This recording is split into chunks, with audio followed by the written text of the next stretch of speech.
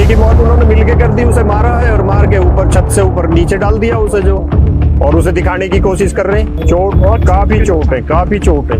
जल्दी उन्होंने कंप्लेंट कर दी, तो क्यों करी थी जब उन्होंने मारी नहीं थी? उन्होंने चक्कुओं से बूंद के मारा, चक्कुओं से बूंद के। अब 50 लाख रुपए लेके आ और फॉर्च्यूनर 11 लाख कैश, 50 लाख के गहने, स्कॉर्पियो कार, फिर भी दहेज कम पड़ गया। और कुछ महीने बाद आधी रात एक फोन आता है, आपकी बेटी गिर गई है। लेकिन सवाल यह है, क्या सच में वो सिर्फ गिरी थी या उसके साथ कुछ और हुआ था?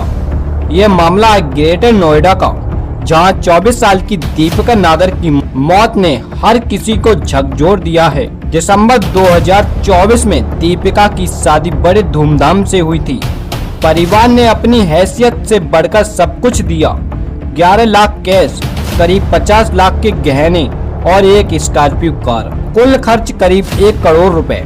लेकिन आरोप है कि शादी के बाद भी मांग खत्म नहीं हुई। ससुराल वालों पर आरोप लगाया गया कि वो लगातार 51 लाख कैश और फॉर्च्यूनर कार की डिमांड कर रहे थे, और जब मांग पूरी नहीं हुई तो दीपिका को मानसिक और शारीरिक रूप से परेशान किया जाने लगा।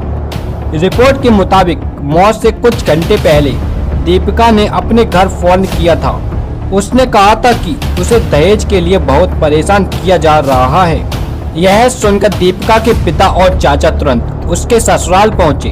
उन्होंने बातचीत से मामला शांत कराने की कोशिश की और फिर वापस घर लौट आए। लेकिन कहानी यहीं खत्म नहीं हुई। रात करीब 12:30 बजे अचानक फोन आता है।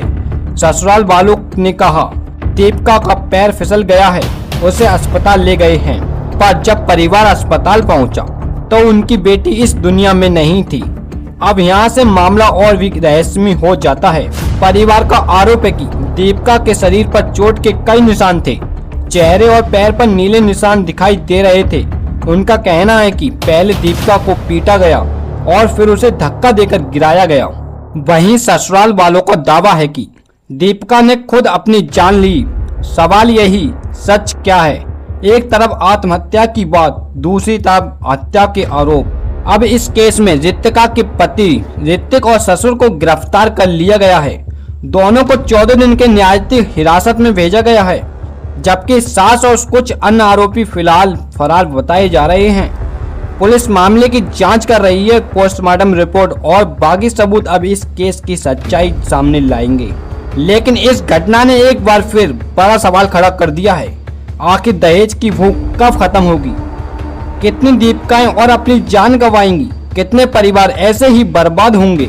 अगर शादी एक रिश्ता है तो फिर इसे सौदे से क्यों बदला जाता है? इस मामले में जैसे ही कोई नया अपडेट सामने आएगा हम आपको सबसे पहले बताएंगे। मैं हूं सिद्धराज ठाकुर और आप देख रहे हैं सिद्धराज न्यूज। धन्यवाद।